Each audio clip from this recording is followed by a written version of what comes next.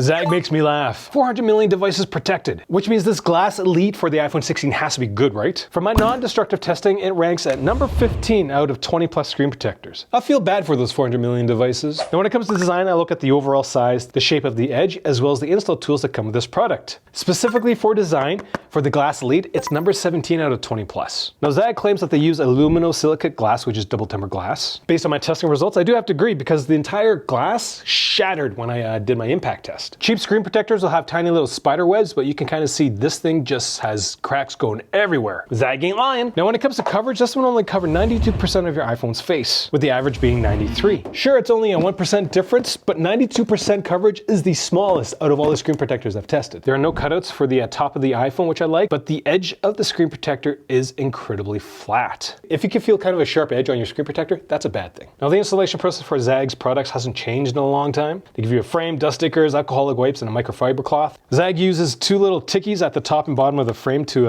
align everything. This doesn't work as well as some of the install frames from other products, but gets the job done barely. Dust may still be an issue if you don't do it right. Now when it comes to screen protector performance, I test for optical clarity using a microscope and some edge detection. I test for glare as well as testing the oleophobic fingerprint coating using oil droplets. Now specifically for performance, this was actually number 7, so it's decent. When it comes to clarity, this product will retain 91% of the iPhone's clarity, with the average being about 90% and the best being 93%. When it comes to glare coming off your iPhone, this product is going to increase it by about 7%, which doesn't seem like much, but the average is only 5.64. For the oleophobic coating for the oil droplet test, it took on average about 72 seconds to travel 6 centimeters at 30 degrees, which is a really long time because the average is 44. Yikes! But the trail left by the oil droplets was minimal, which means that the oleophobic coating is actually quite decent on this product. When it comes to oleophobic coating, I want something that's relatively fast on the incline test and absolutely no little droplets, no little oil turds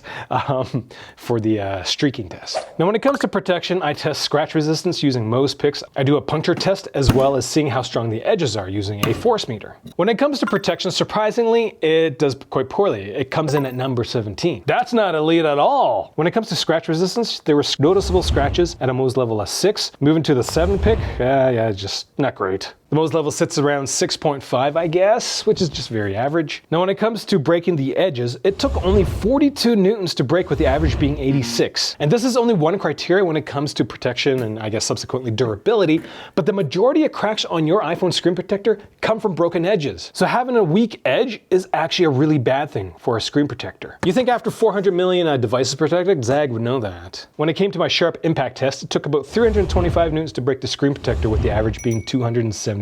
This thing was an absolute tank, and like 300 plus newtons is what I would expect for an aluminosilicate tempered glass screen protector, which is what this thing is. Let's talk about cost and value. This thing's going to set you back around 40 bucks, and there's one in this package. You're kind of paying a premium for the name Zagg. When it comes to extras, this product does come with an antimicrobial treatment, which makes your iPhone screen less gross. But other than that, this product is not great to install, is poorly designed because of the flat edges, and the edges are just terrible. Would I get it as a reviewer? The answer is no, because there is a ton of products that are cheaper and better, which is a great combination for us consumers. I'm on a mission to figure out what the best iPhone 16 screen protectors are. First time watching my videos, I do encourage you to click subscribe. This is an unsponsored channel, so Zagg's not paying me. Nobody in here, no brand is paying me to make these review videos. I just want to figure out what the best accessories are for our tech. That's what I do. Thanks for watching.